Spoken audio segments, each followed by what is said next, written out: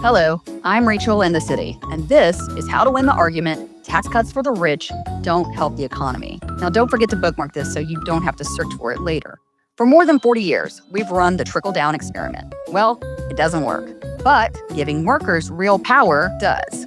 The 2017 Trump tax law cut the corporate tax rate from 35% to 21%, handing corporations about $1.5 trillion in tax breaks. Worker wages? Well, they've barely moved. Between 2017 and 2019, typical pay rose only about 3%, while corporations spent hundreds of billions of dollars on stock buybacks instead.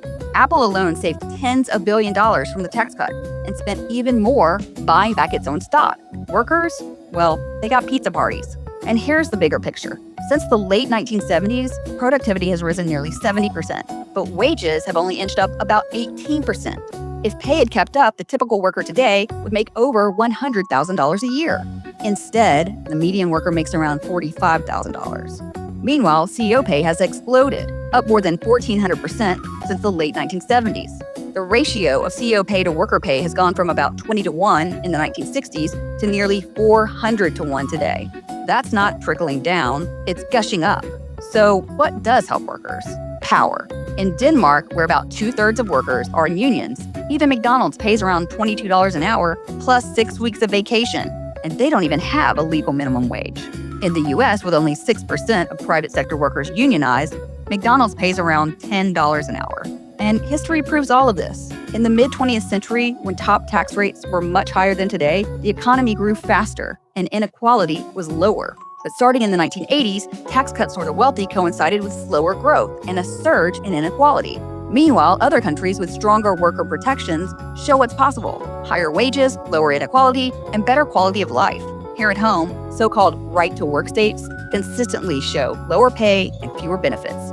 But when workers organize and strike, guess what? They win. From auto workers to baristas, unions have forced companies to raise pay and improve conditions.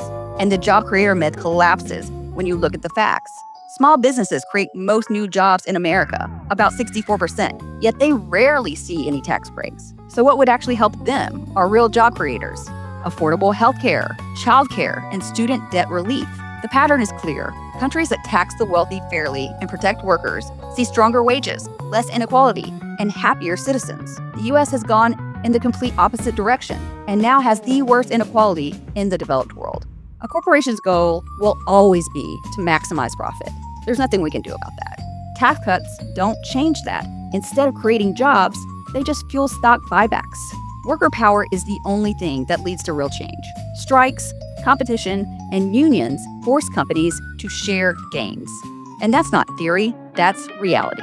So here's the TLDR. Here's what you need to know to win the argument tax cuts for the rich don't help the economy.